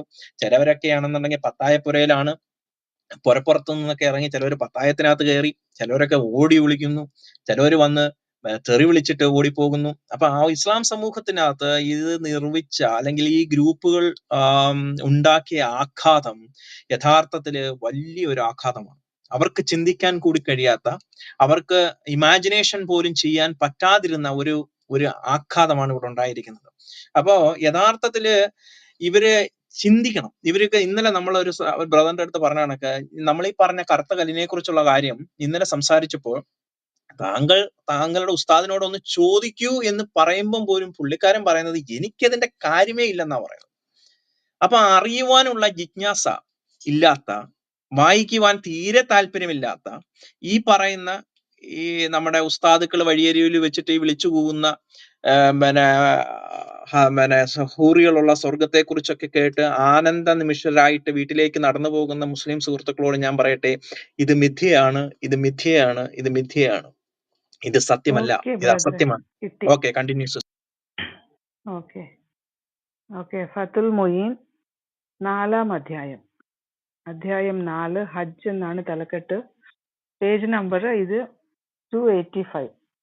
ഇപ്പൊ നിങ്ങളുടെ കയ്യിൽ പുസ്തകമാണുള്ളതെങ്കിൽ 280 ഒരു പക്ഷേ നിങ്ങൾക്കിത് കിട്ടും. ഇത് PDF ആയതുകൊണ്ട് 285 ആണ് കൊടുത്തിരിക്കുന്നത്, അധ്യായം 4. അപ്പൊ ഹജ്ജ് എന്ന് പറയുന്നതിന്റെ ഈ പേജിൽ കൊടുത്തിരിക്കുന്നത് ഹജ്ജിന്റെ മീനിങ്, ഹജ്ജ് എന്ന വാക്കിന്റെ അർത്ഥമൊക്കെ കൊടുത്തിട്ടുണ്ട്. സോറി, ഞാനത് കുറച്ച് ഭാഗം വായിക്കും. ഹജ്ജ് എന്നോ ഹിജ് എന്നോ പറയാം. ഭാഷയുടെ അർത്ഥം ലക്ഷ്യമാക്കൽ എന്നാണ്. ഓക്കെ, ഹജ്ജ് എന്ന് പറഞ്ഞാൽ ലക്ഷ്യമാക്കൽ എന്നാണ്. ആദരിക്കപ്പെടുന്നതിലേക്കുള്ള വർദ്ധിത ലക്ഷ്യമെന്നുമാകാം. ഓക്കെ, അതായത് ഈ പോകുന്ന ആള് ആദരിക്കപ്പെടും, അങ്ങനെ ആദരിക്കപ്പെടാനുള്ള വർദ്ധിത ലക്ഷ്യം. എന്ന് പറഞ്ഞാൽ ലക്ഷ്യം, അങ്ങേയറ്റത്തെ കൂടിയ ലക്ഷ്യം ആണെന്ന് അർത്ഥം പറയാം. താഴെ പറയുന്ന ആരാധനയ്ക്ക് വേണ്ടി കാബയെ ലക്ഷ്യം വെക്കൽ എന്നാണ് ഷറിൽ ഹജ്ജിന്റെ അർത്ഥം. ഓക്കെ, താഴെ പറയുന്ന ആരാധനയ്ക്ക് വേണ്ടി കാബയെ ലക്ഷ്യം വെക്കൽ എന്നാണ് ഷറിൽ ഹജ്ജിന്റെ ലക്ഷ്യം. അപ്പോ കബയിലേക്ക് പോകുന്നത് ആരാധനയ്ക്ക് വേണ്ടി തന്നെയാണെന്നാണ് ഇവിടെ പറയുന്നത്. Okay, next. പുരാതന ശരീഅത്തുകളിൽ തന്നെ ഹജ്ജ് ഉണ്ടായിരുന്നു. ഓൾറൈറ്റ്. ആദം ഇന്ത്യയിൽ നിന്ന് നടന്നുപോയി 40 തവണ ഹജ്ജ് ചെയ്തുവെന്നും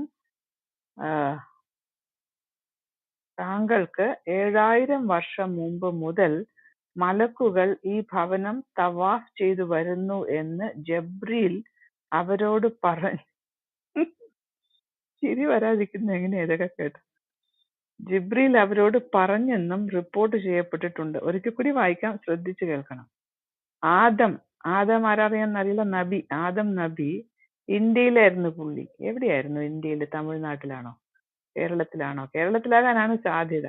ഇന്ത്യയിൽ നിന്ന് നടന്നുപോയി 40 തവണ ഹജ്ജ് ചെയ്തുവെന്നും തനിക്ക് 7000 വർഷം മുമ്പ് മുതൽ മലക്കുകൾ ഈ ഭവനം തവാഫ് ചെയ്തു വരുന്നുവെന്ന് ജബ്രീൽ അവരോട് പറഞ്ഞെന്നും റിപ്പോർട്ട് ചെയ്യപ്പെട്ടിട്ടുണ്ട്. ആരോട് പറഞ്ഞെന്നാ? അവരോടെന്നാ എഴുതിയിരിക്കുന്നത്. അപ്പോ ആദമിനോടാണോ? അപ്പൊ 7000 വർഷം മുമ്പേ മലക്കുകൾക്ക്, ഞാനൊരു കാര്യം ചോദിക്കട്ടെ, ഈ പ്രസ്താവനയില് ഈ മലക്കെന്ന് പറയുന്നത് ഇവരുടെ അള്ളാഹുവിന്റെ അടുത്ത് 7ാം ആകാശത്തിരിക്കുന്ന ആളുകളാണ്. അവരെന്തിനാണ് ഈ ഭൂമിയിലെ ഒരു കല്ലിനെ ചുറ്റുന്നത്? അള്ളാഹു അവിടെ ഇരിക്കുന്ന അവിടെ ചുറ്റിയാ പോരെ? അപ്പൊ ഈ മുകളിലിരിക്കുന്ന അള്ളാഹുവിനേക്കാളും പ്രധാനം ഈ കല്ലാണെങ്കിൽ ഈ കല്ല് തന്നെയല്ലേ അവരുടെ ദൈവം? മലക്കുകളെ അവരെ താഴെ കൊണ്ടുവന്ന് ചുറ്റിച്ചോണ്ടിരിക്കുകയാണ്. എങ്ങനെ ഉണ്ട്? ഇന്ത്യയില്, കേരളത്തിൽ ഇനി ബാലുശ്ശേരിയിലെങ്ങാനും ആയിരുന്നോ ഈ അബ്ദുൾ ജനിച്ചത്? ആദം അബ്ദുൾ. അപ്പൊ 40 തവണ നടന്നുപോയി. 40 തവണ നടന്നുപോയി. അപ്പൊ ഈ പുള്ളിക്ക് ഒരു വർഷം എത്ര ദിവസം നടന്നാൽ അവിടെ എത്തുക? ഇതൊന്നും വിശ്വസിക്കാൻ പറ്റാത്ത കാര്യങ്ങളാ. ഓക്കെ എന്ന് അങ്ങനെ പറഞ്ഞിരുന്നു. അതായത് മലക്കുകൾ 7000 വർഷമായിട്ട് ഇവിടെ ഹജ്ജ് നടത്തുക, തവാഫ് ചെയ്യാണ്. ഇതിൽ നിന്നൊക്കെ മനസ്സിലാകുന്നത് ഈ കല്ല് തന്നെയാണ് അവരുടെ ദൈവം. ഓൾറൈറ്റ്. ഹജ്ജ് ചെയ്യാത്ത ഒരു പ്രവാചകനെയും ഇബ്രാഹിമിന് ശേഷം അള്ളാഹു അയച്ചിട്ടില്ല. ഓക്കെ, ഇബ്രാഹിമിന് ശേഷം ഹജ്ജ് ചെയ്യാത്ത ഒരു പ്രവാചകനെയും അള്ളാഹു അയച്ചിട്ടില്ല. അപ്പൊ ആദം അബ്ദുൾ ഇബ്രാഹിം അബ്ദുളിന് മുമ്പായിരുന്നു, അത് പിൻപായിരുന്നു. ഇബ്രാഹിമിന് ശേഷം ഹജ്ജ് ചെയ്യാത്ത ഒരു പ്രവാചകനെയും അള്ളാഹു അയച്ചിട്ടില്ല. അപ്പൊ ഈ ആദം അബ്ദുൾ ഇബ്രാഹിം അബ്ദുളിന് പിന്നീടാണ് വന്നത് അല്ലേ? അപ്പൊ ഇബ്രാഹിം ആണോ ആദ്യം ചെയ്ത പ്രവാചകൻ? അങ്ങനെയാണെങ്കിൽ ആദം എവിടെ പോയി? എന്തൊക്കെയാ എഴുതി വെച്ചിരിക്കുന്നത്. ഹജ്ജ് ചെയ്യാത്ത ഒരു നബിയും ഇല്ലെന്ന് ചിലർ ഹൂദ്, സാലിഹ് എന്നീ നബിമാരെ ഒഴിവാക്കിയിട്ടുണ്ട്. ആഹാ, ഹൂദ് നബി, ആദ് വംശത്തിലെ ഹൂദ് നബി. ഖുർആൻ വായിച്ചിട്ടുള്ളവർക്കൊക്കെ അറിയാം. ആദ് വംശം, ആദ് നാട്ടിലെ ഹൂദ് നബി. പിന്നെ മദിയനിൽ അങ്ങാണ്ടുള്ളതാണ് സാലിഹ് ആ. ഇവരൊന്നും ഹജ്ജ് ചെയ്തിട്ടില്ല. വൈ? അപ്പൊ അവര് ഇബ്രാഹിമിന് ശേഷം വന്ന നബിമാരല്ലേ? ഓൾറൈറ്റ്. ഹജ്ജിനേക്കാൾ ശ്രേഷ്ഠം നിസ്കാരമാണ്. എന്നാൽ ഖാസി ഹുസൈൻ പറയുന്നത് മറിച്ചാണ്. ഓക്കെ, അപ്പൊ അതാണോ ശരി, ഇതാണോ ശരി? അല്ലാഹു ആലം. ഹിജ്റ 6ാം വർഷമാണ് ഹജ്ജ് നിർബന്ധമാക്കിയതെന്നാണ് പ്രബലം. ഹിജ്റ 6ാം വർഷമാണ് ഹജ്ജ് നിർബന്ധമാക്കിയതെന്നാണ് പ്രബലം. അതായത് ഹിജ്റ എന്ന് പറഞ്ഞാല് അബൂ ഖാസിം നാട് വിട്ട് ഓടി മദീനയിൽ പോയിട്ട് 10 വർഷത്തോളം താമസിച്ചു. അപ്പൊ പോയിട്ട് 6ാം വർഷമാണ് ഹിജ്റ 6ാം വർഷം. അന്നാണ് പ്രബലമാക്കിയത് എന്ന് പറഞ്ഞാൽ അപ്പം മുതലാണ് ഇത് ചെയ്യണമെന്ന് നിർബന്ധം വന്നത്. അപ്പൊ അതിനു മുമ്പ് ചെയ്തതോ? എന്തുവാടോ ഇത്? പ്രവാ നബീസയ്ക്ക് പ്രവാചകത്വം ലഭിക്കും മുമ്പും ശേഷവും ആ, ഒരു മിനിറ്റ്. നബീസയ്ക്ക് പ്രവാചകത്വം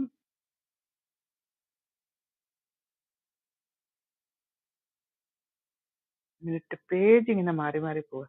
ഓക്കെ, നബീസയ്ക്ക് പ്രവാചകത്വം ലഭിക്കും മുമ്പും ശേഷവും ഹിജ്റയ്ക്ക് മുമ്പുമായി നിരവധി ഹജ്ജുകൾ ഉണ്ട്. എന്നാൽ അതിന്റെ എണ്ണം അറിയില്ല. ഹിജ്റയ്ക്ക് ശേഷം ഹജ്ജത്തുൽ വിദാത്ത് എന്ന ഒരു ഹജ്ജ് മാത്രമേ ചെയ്തിട്ടുള്ളൂ. അതായത് ഈ പറയുന്നത് നബീസ പ്രവാചകത്വം ലഭിക്കും മുമ്പും ശേഷവും ഹിജ്റയ്ക്ക് മുമ്പുമായി നിരവധി ഹജ്ജുകൾ ചെയ്തിട്ടുണ്ട്. അപ്പോ ഇദ്ദേഹത്തിന്റെ വീട്ടുകാർ തന്നെയാണ്, അതായത് ഈ നബീസായുടെ വീട്ടുകാർ തന്നെയാണ് ഈ കാബ സൂക്ഷിപ്പുകാര്. പുള്ളിയുടെ കസിനായ അബ്ബാസ് ആണ് അവിടെ വരുന്നവർക്ക് സംസം കിണറിൽ നിന്ന് വെള്ളം കോരി കൊടുക്കുന്നതും ഹജ്ജിൽ പണം പിരിക്കുന്നതും അതൊക്കെ ചെയ്തുകൊണ്ടിരുന്നത് ഇവരുടെ കുടുംബക്കാരാണ്. പിന്നെ ഇദ്ദേഹം അവിടെ ഹജ്ജ് ചെയ്തിട്ടുണ്ടെന്ന് പറയുന്നതിന്റെ കാര്യം ഇതാണ്. ഇവരുടെ ആ വിശേഷ ദിവസങ്ങളിൽ ഏതോ ഒരു കാലത്തുണ്ടല്ലോ ആ വിശേഷം ഫെസ്റ്റിവൽ നാളില് ഇവരും പോയിട്ട് മുമ്പ് നമ്മുടെ സഹോദരൻ പറഞ്ഞതുപോലെ നഗ്നമായ തവാഫ്, ചൂളം വിളി, കയ്യടി, ഇങ്ങനെയുള്ള പരിപാടിയൊക്കെ അവിടെ അതായത് ഫെർട്ടിലിറ്റി ഗോഡസിനെ ആരാധിക്കുക, ലൈംഗിക ദേവതയെ ആരാധിക്കുക. അതാണ് ഈ പണിയൊക്കെ ചെയ്തു നമ്മൾ പറയുമ്പോൾ നമുക്ക് നാണക്കേട് തോന്നും, ദൈവത്തിനെ എങ്ങനെയൊക്കെയാണോ ആരാധിക്കുന്നതെന്ന്. പക്ഷെ കാബയിൽ നടന്നുകൊണ്ടിരുന്നത് ലൈംഗിക ദേവതയായ അല്ലാത്തിന്റെ ലൈംഗിക അവയവമാണ് അവിടെ വെച്ചിരിക്കുന്നത് ആരാധിക്കാനായിട്ട്. അതിന്റെ ഉള്ളിൽ കല്ലും കയറ്റി വെച്ചിട്ടുണ്ട്. അല്ലാത്തിന്റെ മെയിൽ ഫോമാണ് അല്ലാഹ്, ചന്ദ്രദേവൻ. അപ്പൊ ഇതൊക്കെ വിഗ്രഹങ്ങളായിട്ട് അവിടെ ഇരിക്കുകയായിരുന്നു ഇത്രയും കാലം. അപ്പൊ അതിനെ തന്നെയാണ് നമ്മുടെ നബീസ അവിടെ പോയി ചുറ്റി വളഞ്ഞ് വലം വെച്ച് ആരാധിച്ചു കൊണ്ടിരുന്നത്. പക്ഷേ ഇവരിപ്പോ ഇതിൽ പറഞ്ഞിരിക്കുന്നത് പോയതിനു ശേഷം പുള്ളിക്കാരൻ ഒരു തവണയെ ഹജ്ജ് ചെയ്തിട്ടുള്ളൂ എന്ന് പറയുന്നു. അതിൽ ശരിയുണ്ടെന്ന് എനിക്ക് തോന്നുന്നില്ല. ഓക്കെ, ഈ ഭവനത്തിൽ വന്ന്, അതായത് ഈ കാബാലയത്തിൽ വന്ന് ഹജ്ജ് ചെയ്തവൻ, വളരെ ശ്രദ്ധിച്ച് എല്ലാവരും കേൾക്കണം കേട്ടോ, ഈ ഭവനത്തിൽ ഈ കാബാലയത്തിൽ വന്ന് ഹജ്ജ് ചെയ്തവൻ ഉമ്മ പ്രസവിച്ചപ്പോഴത്തെ പോലെ പാപമുക്തനായിരിക്കുമെന്ന് ഹദീസിൽ കാണാം. ഉമ്മ പ്രസവിച്ചു എന്ന് പറഞ്ഞാല് ന്യൂ ബോൺ ബേബി, ജനിച്ച ഒരു കുഞ്ഞ്, ആ കുഞ്ഞിനൊരു പാപവുമില്ലല്ലോ. അത്രയ്ക്ക് പാപമില്ലാതെ ഈ ഭവനത്തിൽ വന്ന് ഹജ്ജ് ചെയ്താൽ, അതായത് ഈ കറുത്ത കല്ലിനെ പ്രദക്ഷിണം ചെയ്ത് ഉമ്മ വെച്ച് ആരാധിച്ചിട്ട് പോയാൽ പോകുന്നവന് അത്രയും കാലത്തെ പാപം മുഴുവൻ മോചിക്കപ്പെട്ട് ഇപ്പൊ ജനിച്ച കുഞ്ഞിനെ പോലെ പാപരഹിതനാകും. ചുമ്മാ അതാണ് ഇവന്മാര് വീടെല്ലാം വിറ്റ് പെറുക്കി എല്ലാം കൊണ്ട് ഗവൺമെന്റിന്റെ കയ്യിൽ നിന്ന് പൈസയും കെഞ്ചി പാപം പോയിട്ട് അവിടെ പോയി തൊട്ട് കഴിഞ്ഞാൽ പോകുമെന്ന് വിശ്വസിക്കുന്നത് കൊണ്ടല്ലേ ഇവര് പോകുന്നത്. ഇടയ്ക്ക് കയറാമോ? കേറിക്കോളൂ. അപ്പൊ ഈ കബാല എന്ന് പറയുമ്പോഴത്തേക്ക് അവിടെ വേറെ അമ്പലങ്ങളും ഉണ്ടായിരുന്നോ? വേറെ ഉണ്ടായിരുന്നു, മൈനർ കുറെ എല്ലാം പൊട്ടിച്ചു കളഞ്ഞില്ലേ. എല്ലായിടത്തും ഇതേ പരിപാടിയൊക്കെ തന്നെയായിരുന്നു. ഒക്കെ ഞാൻ വായിക്കട്ടെ. അപ്പൊ ഉമ്മ പ്രസവിച്ചതുപോലെ എന്ന് പറയുമ്പോൾ മനുഷ്യനുമായി ബന്ധപ്പെട്ട ബാധ്യതകൾ കൂടി അത് ഉൾക്കൊള്ളുമെന്ന് ശൈഖുന ഹാഷിയത്തുൽ ഈലാഹിൽ പറഞ്ഞിരിക്കുന്നു. അതായത് ഉമ്മ പ്രസവിച്ചതുപോലെ എന്ന് പറയുമ്പോൾ മനുഷ്യനുമായി ബന്ധപ്പെട്ട ബാധ്യതകൾ കൂടി, അതായത് ഒരു ബാധ്യതയും ഇല്ല, ഒരു പുതുതായി ജനിച്ചു വീണ കുഞ്ഞിന് ഒരു ബാധ്യതയില്ലല്ലോ മനുഷ്യന്മാരോട്, ആ രീതിയിലായിത്തീരുന്നു. മറ്റൊരു റിപ്പോർട്ടിൽ അത് വ്യക്തമായി തന്നെ പറഞ്ഞിട്ടുണ്ട്. നമ്മുടെ ചില ശൈഖുന ഉൾപ്പെടുത്തുമെന്ന് ഫത്വ നൽകിയിട്ടുമുണ്ട്. എങ്കിലും കർമ്മശാസ്ത്ര പ്രമുഖരുടെ സംസാരത്തിൽ നിന്ന് വ്യക്തമാകുന്നത് ഇതിനെതിരാണ്. ഹദീസുകളുടെ ബാഹ്യ ആശയങ്ങളാണ് കൂടുതൽ യോജിക്കുന്നത്. ഉൾപ്പെടുത്താമെന്ന്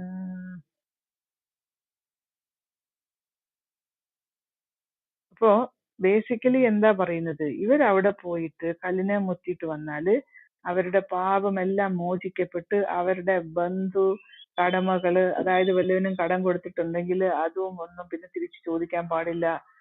അവര് പാപമുക്തരാണ്. അതുകൊണ്ടാണ് ഹജ്ജിന് പോയിട്ട് വരുന്ന അവരെ ഹാജിമാരെന്ന് വിളിച്ച് അവരുടെ വീട്ടിൽ ആളുകൾ പോകുന്നത് കണ്ടിട്ടില്ലേ? അവരെ ഒന്ന് തൊടാനും അവരുടെ ആശീർവാദം മേടിക്കാനും അവരുടെ അവർക്ക് സമ്മാനങ്ങൾ കൊടുക്കും, പണം കൊടുക്കും. അവര് ദുആ ചെയ്താല് പാപമില്ലാത്തവരല്ലേ, അപ്പൊ അവർക്ക് വേണ്ടി പ്രാർത്ഥിച്ചാൽ അവർക്ക് ഗുണമുണ്ടാകുന്നൊക്കെ വിചാരിച്ചിട്ട് ഒരുപാട് പേര് ഈ ഹാജിമാര് വന്ന ഉടനെ അവരെ കാണാനും തൊടാനും ഒക്കെ പോകുന്നത് കാണാറുണ്ട്. അപ്പൊ ഇതാണ് കാര്യം, അവരുടെ വിശ്വാസമാണ് ഈ കാണിക്കുന്നത്. ഓക്കെ, പിന്നെ കഴിവുള്ളവൻ. ഓക്കെ, ഞാനിനി കല്ലിന്റെ കാര്യം ഉണ്ടോന്ന് നോക്കട്ടെ ഇതിനകത്ത്. കല്ലിനെ പ്രൈസ് ലോർഡ്. പറ്റിയുള്ളതാണല്ലോ നമുക്ക്. വർഗീസ് സാറേ മോളിൽ വരും. വർഗീസ് സാറേ പ്രൈസ് ലോർഡ്.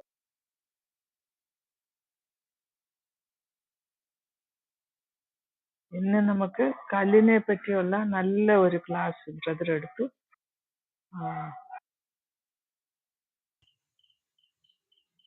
ഓക്കെ, തവാഫിന്റെ ഷർത്തുകൾ. ഓക്കെ, കല്ലിന് ചുറ്റും തവാഫ് ചെയ്യുമല്ലോ.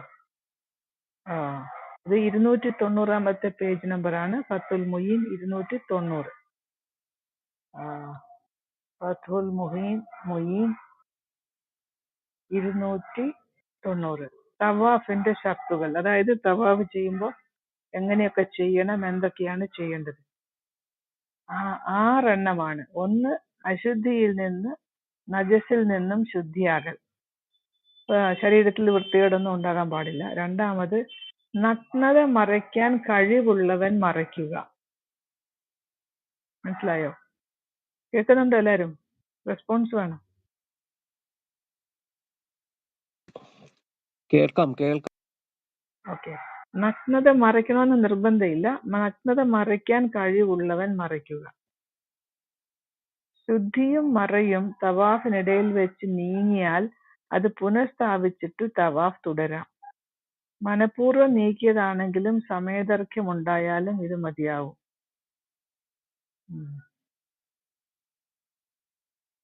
അതൊന്നുകൂടെ വായിച്ച സിസ്റ്റർ.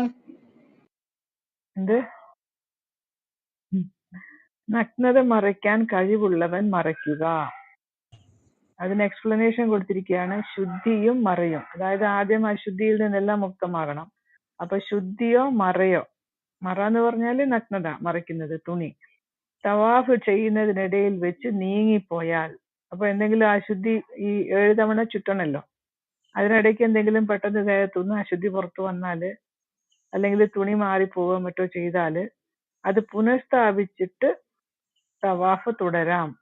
മനഃപൂർവ്വം നീക്കിയതാണെങ്കിലും, അതായത് മനുഷ്യന്മാര് മനഃപൂർവ്വം അവര് പ്രദർശിപ്പിക്കുകയൊക്കെ ചെയ്യുകയാണെങ്കിലും സമയദൈർഘ്യം ഉണ്ടായാലും ഇത് മതിയാകും. എന്താ അത്? മര്യാദയ്ക്ക് തുണി ഉടുത്തിട്ട് പോകാൻ പറ്റില്ല ഇവർക്ക്? നഗ്നത മറയ്ക്കൽ നിർബന്ധമല്ല. വസ്ത്രം ഇല്ലാതെ തവാഫ് ചെയ്യാൻ പറ്റൂലേ? പറ്റുന്ന ഇപ്പൊ ഇതിൽ പറഞ്ഞിരിക്കുന്നത് നഗ്നത മറയ്ക്കാൻ കഴിവുള്ളവൻ മറയ്ക്കുക. അതായത് മുഴുവൻ കളയായിട്ട് പോകാന്ന്. അല്ല, ഈ അശുദ്ധി എന്ന് പറഞ്ഞാ മറ്റേ കീഴ്വായു ആയിരിക്കോ? എന്ത് വേണമെങ്കിലും ആകാം. കുറെ സാധനം ഉണ്ടല്ലോ അശുദ്ധി. അതല്ല അതിന്റെ തെളിവ് കിട്ടോ സഹോദരി? തെളിവോ ചാറ്റിലൊന്നും ഇടാമോ? ഇവിടെ ഇവര് അശുദ്ധി എന്ന് ഫത്തുൽ ഉദ്ദേശിക്കുന്നത് മുഈൻ page number 290. Okay okay okay. ഇവിടെ ഇവർ അശുദ്ധി എന്ന് ഉദ്ദേശിക്കുന്നത് ആയിഷ മുണ്ടിന്ന് ഇളക്കി കളഞ്ഞുകൊണ്ടിരുന്ന സാധനമാണ്. ഓക്കെ,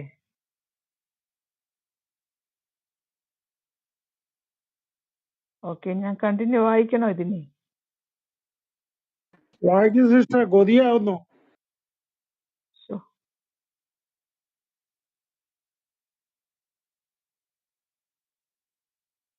ഓക്കെ,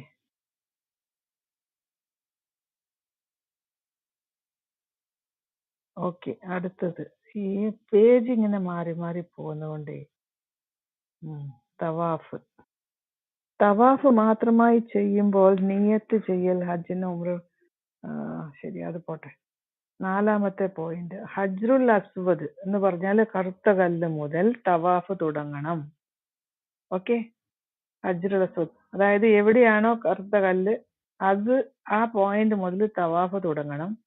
നടക്കുമ്പോൾ ഇടതുഭാഗം മുഴുവൻ ഹജ്റുൽ അസ്വദിനോട് അതായത് ബ്ലാക്ക് സ്റ്റോണിനോട് നേരിടുന്ന വിധമായിരിക്കണം നടക്കേണ്ടത്. ഇടതുഭാഗം മുഴുവൻ ഈ കല്ലിനോട് നേരിട്ടുകൊണ്ടായിരിക്കണം. നേരിടുന്ന രൂപം ഇങ്ങനെയാണ്. ഹജ്റുൽ അസ്വദ് അതായത് കറുത്ത കല്ല് പൂർണ്ണമായും തന്റെ വലതുഭാഗത്താകും വിധം റുക്നുൽ യമനി കോർണർ ഉണ്ടല്ലോ, യമനി കോർണറിന്റെ ഭാഗത്ത് നിൽക്കുക. പിന്നെ നിയത്ത് ചെയ്ത് കറുത്ത കല്ലിന് അഭിമുഖമായി തന്നെ വലത്തോട്ട് നടക്കുക. കറുത്ത കല്ല് വിട്ട് കടക്കുമ്പോൾ, അതിനെ പാസ് ചെയ്യുമ്പോൾ കാബ ഇടതുവശത്താകും വിധം തിരിയുക. തവാഫിൽ ഈ പ്രാരംഭ ഘട്ടത്തിലല്ലാതെ കാബയ്ക്ക് മുന്നിടാൻ പാടില്ല. ഓക്കെ, അപ്പോ ഈ എവിടുന്ന് സ്റ്റാർട്ട് ചെയ്യണം, എവിടുന്ന് പോകണം എന്നൊക്കെ ഉള്ള ഭയങ്കര റൂളുണ്ട്. 5-ാമത്തെ പോയിന്റ്, കാബ ഇടതുവശത്തായിരിക്കൽ നേരെ മുന്നോട്ട് നടക്കുകയും കൈ ഉൾപ്പെടെ ദേഹം മുഴുവനും ഷദർവാനിൽ നിന്ന്. അപ്പൊ ഈ കല്ല് അവിടെ വെച്ചിരിക്കുന്നത് എവിടെ നിന്ന് തുടങ്ങണമെന്ന് കാണിക്കാനല്ല ഇവര് വാദിക്കുന്ന മാതിരി.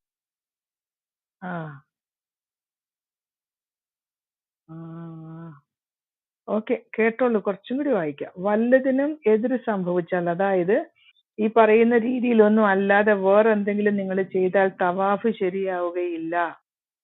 നിസ്കാരത്തിനോ മറ്റോ കാബയ്ക്ക് അഭിമുഖമാകുന്ന പക്ഷം പൂർണ്ണമായും തിരിഞ്ഞ് കാബ ഇടതുവശത്തായിട്ടല്ലാതെ അല്പം പോലും മുന്നോട്ട് നീങ്ങാതിരിക്കാൻ ശ്രദ്ധിക്കണം. ഓക്കെ, ഇതൊക്കെ ഭയങ്കര നിർബന്ധമാണ്. അടുത്തത് കേട്ടോളൂ. ആ കറുത്ത കല്ലിനെ ചുംബിക്കുന്നവൻ പാദങ്ങൾ യഥാസ്ഥാനത്ത് ശരിക്കും ഉറപ്പിച്ചിരിക്കണം. അതായത് അതിന്റെ ഉള്ളിലേക്ക് തള്ളി കയറാൻ പോകാൻ പാടില്ല. പാദങ്ങൾ നിലത്ത് ഉറപ്പിച്ചിട്ട് അതിനെ ചുംബിക്കണം. എല്ലാവരും കേട്ടല്ലോ? കല്ലിനെ ചുംബിക്കുന്നുണ്ടോ ഇല്ലയോ, നിയമമാണോ ഇല്ലയോ? യെസ്. ഹജ്റുൽ അസ്വദിനെ ചുംബിക്കുന്നവൻ പാദങ്ങൾ നിലത്ത് ശരിക്കും ഉറപ്പിച്ചിരിക്കണം. നേരെ നിൽക്കും വരെ അവ ചലിക്കരുത്. അതായത് കാല് രണ്ടും പൊക്കി സ്വിമ്മിങ് ഒന്നും ചെയ്യരുത്. കാരണം ഇതൊരു വലിയ ഗുഹ പോലെയാണ്, അകത്തേക്ക് തലയൊക്കെ ഇടാൻ പറ്റും. അപ്പോ അതിനെ അവിടെ കെട്ടിപ്പിടിച്ചുകൊണ്ട് കാല് രണ്ടും മേലോട്ട് പൊക്കരുത്. താഴെ അത് ഉറപ്പിച്ചിരിക്കണം. നേരെ പിന്നെ തിരിച്ചു നിൽക്കുന്നത് വരെ കാല് ചലിക്കരുത്. കാരണം ഓരോരുത്തന്മാര് കാലൊക്കെ പൊക്കുന്ന കണ്ടിട്ടില്ല. ഇതിന് കാരണം അസ്വദിനെ ചുംബിക്കുമ്പോൾ ഇതൊന്ന് വായിച്ചു തീരട്ടെ ബ്രദറെ. ഇതിന്റെ കാരണം ഹജ്റുൽ അസ്വദിനെ, കറുത്ത കല്ലിനെ ചുംബിക്കുമ്പോൾ അവന്റെ തല കാബയുടെ അതിർത്തിയിലാണ്. മനസ്സിലായോ? അപ്പൊ ചുംബിക്കണം എന്ന് തന്നെയാണ് ഇവിടെ പറഞ്ഞിരിക്കുന്നത്. ചുംബിക്കുമ്പം കാല് നിലത്ത് വെക്കണം, കാലെല്ലാം പൊക്കി അതിന്റെ ഉള്ളിലേക്ക് ചാടി കയറാൻ പാടില്ല. അപ്പൊ ഉള്ളില് തലയൊക്കെ ഇട്ട് വേണ്ട ചുംബിക്കാനായിട്ട്. അപ്പൊ കറുത്ത കല്ലിനെ ചുംബിക്കലാണ് മെയിൻ പോയിന്റ്, ആരാധന. ഓക്കെ ബ്രദർ, ചോദിച്ചോളൂ എന്താണ്. ഞാൻ ചോദിക്കാൻ വന്നത് ഇതാണ്. അപ്പൊ വളരെ എളുപ്പത്തിൽ പറഞ്ഞ പട്ടി മുള്ളാൻ നിൽക്കുന്ന പോലെ നിന്ന് ചുംബിക്കാൻ പാടില്ലെന്നല്ലേ അതിന്റെ അർത്ഥം? അതെനിക്ക് അറിഞ്ഞൂടെ എങ്ങനെയാണ്.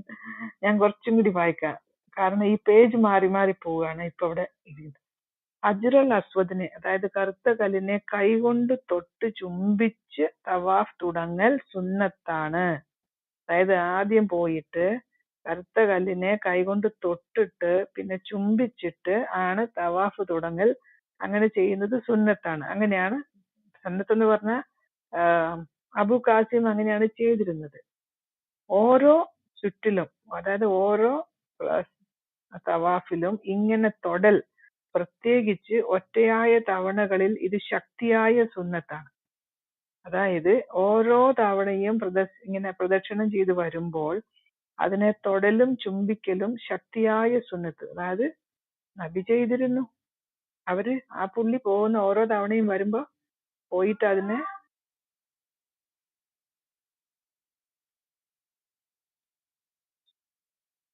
അതിനെ ചുറ്റലും ചുംബിക്കലും പുള്ളിക്കാരൻ നടത്തിയിരുന്നു. ഹജ്റുൽ അസ്വദിനെ ചുംബിക്കലും അതിന്മേൽ നെറ്റി വെക്കലും റുക്നുൽ യമാൻ തൊട്ട് കൈ ചുംബിക്കലും സുന്നത്തുണ്ട്. അതായത് ഒറ്റയായ തവണകളിൽ, അതായത് ഓരോ തവണയും ഇതിനെ പോയിട്ട് തൊടലും ചുംബിക്കലും ഹജ്റുൽ അസ്വദിനെ ചുംബിക്കലും അതിന്മേൽ നെറ്റി വെക്കലും, ഓക്കെ, അതിന്റെ മേലെ നെറ്റി വെക്കലും. റുക്നുൽ യമാൻ എന്ന് പറഞ്ഞാൽ യമനി കോർണർ. യമനി കോർണർ വേറൊരു സൈഡ്, മറ്റൊരു കോർണറാണ്. അവിടം തൊട്ട് ഇവിടം വരെ കൈ കൊണ്ട് ഈ ബിൽഡിങ്ങിനെ തൊട്ടിട്ട് കൈ ചുംബിക്കലും സുന്നത്തുണ്ട്. ശേഷം സഹിഹായുള്ള തവാഫ് ആണെങ്കിൽ ഉള്ള തവാഫ് ആണെങ്കിൽ ആദ്യ 3 പ്രദക്ഷിണങ്ങളിൽ പുരുഷന്മാർ നടക്കുക, അതായത് കാലുകൾ അടുത്തടുത്ത് ചവിട്ടി ധൃതിയിൽ നടത്താം. ഓക്കെ, കാലുകൾ അടുത്തടുത്ത് ചവിട്ടി ആദ്യത്തെ 3 പ്രദക്ഷിണം നടത്തുക. അങ്ങനെ അത് സുന്നത്തുണ്ട്. ശേഷമുള്ള 4 എണ്ണം സാധാരണ നടത്തം. ഇതാണ് നബിചര്യ. അപ്പൊ ആദ്യം 3 തവണ വേഗം വേഗം ചവിട്ടി ചെറിയ ചെറിയ സ്റ്റെപ്പ്, പിന്നെ സാധാരണ നടത്തം. ഇതാണ് നബിചര്യ. ആദ്യത്തെ 3 തവണകളിൽ റമല് നടത്തം, അതായത് ക്വിക്ക് നടത്തം ഒഴിവാക്കിയാൽ ശേഷിക്കുന്നതിൽ അവ ചെയ്യേണ്ടതില്ല. അതായത് ആദ്യം നല്ല സ്പീഡിൽ പോകാൻ പറ്റിയില്ലെങ്കിൽ പിന്നെ ചെയ്യണമെന്ന് നിർബന്ധമൊന്നുമില്ല. അതിലെന്തിനാ അങ്ങനെ പറഞ്ഞിരിക്കുന്നു? ശരി. തിരക്ക് കാരണം തനിക്കോ മറ്റുള്ളവർക്കോ പ്രയാസമുണ്ടായില്ലെങ്കിൽ കഅബയോടടുത്തുള്ള നടക്കൽ പുരുഷന് സുന്നത്തുണ്ട്. കഅബയോട് ചേർന്ന് നടക്കേണ്ടത് പുരുഷന്മാരാണ് ചേർന്ന് നടക്കേണ്ടത്. കഅബയോടടുത്തുള്ള നടക്കലും റമല് നടത്തം എന്ന് പറഞ്ഞ ഫാസ്റ്റ് നടത്തവും കൂടി കഴിയില്ലെങ്കിൽ കഅബയോടകന്ന് ഉള്ള നടത്തമാണ് നല്ലത്. ഓക്കെ, അടുത്ത് ഇങ്ങനെ ഫാസ്റ്റ് ആയിട്ട് നടക്കാൻ പറ്റിയില്ലെങ്കിൽ പിന്നെ കുറച്ച് ദൂരത്തിൽ, അതായത് ഈ കഅബയെന്ന് പറഞ്ഞാൽ ഇപ്പൊ വലിയ ആളുകൾ ഒരുപാട് പോകുന്നുണ്ടല്ലോ. അപ്പൊ തിരക്കൊക്കെ കാരണം അതിന്റെ ചുമരിനോട് ചേർന്ന് നടക്കാൻ പറ്റിയില്ലെങ്കിൽ ദൂരത്തിൽ നടക്കുക. കാരണം സ്ഥലവുമായി ബന്ധപ്പെട്ട പുണ്യത്തേക്കാൾ പ്രാധാന്യം കൽപ്പിക്കേണ്ടത് ആരാധനയുടെ സത്തയുമായ ബന്ധപ്പെട്ട പുണ്യത്തിനാണ്. ശരി. റമല് നടത്തത്തിനുള്ള തവാഫിലും സുന്നത്തിന്റെ തട്ടത്തിന്റെ മധ്യഭാഗം തവാഫ് കഴിഞ്ഞാൽ മക്കാമു ഇബ്രാഹിമിന് പിന്നിലും പിന്നെ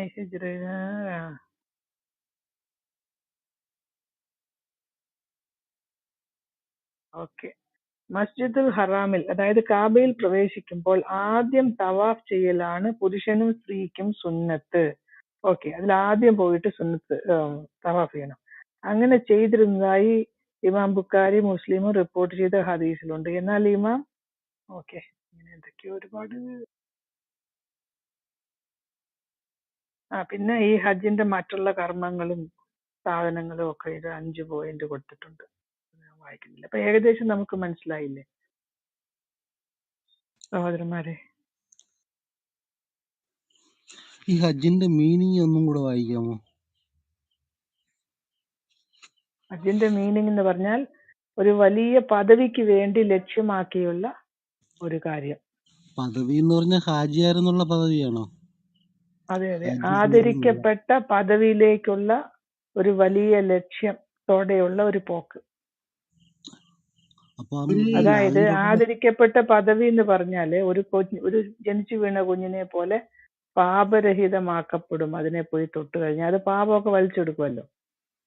അപ്പൊ ഇവര് ജനിച്ച കുഞ്ഞിനെ പോലെ ആകും. അതാണ് വലിയ പദവി.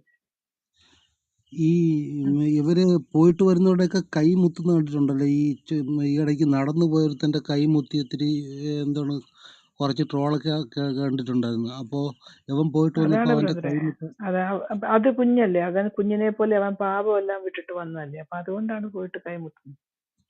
പുണ്യം കിട്ടാം, കുറച്ച് പുണ്യം ഇങ്ങോട്ട് ഇങ്ങനെ കിട്ടുമായിരിക്കും. എനിവേ സാം ബ്രദർ വളരെ നല്ലൊരു പ്രസന്റേഷൻ സ്ത്രീകള് തന്നു. ഹജ്ജുമ്മ അതിന് നടത്തില്ല എന്തോ സിസ്റ്റർ. ഈ സ്ത്രീ ഹാജി ഹജ്ജിന് പോയ സ്ത്രീ ഹജ്ജുമ്മ ഉണ്ടോ? അങ്ങനെയുണ്ടോ?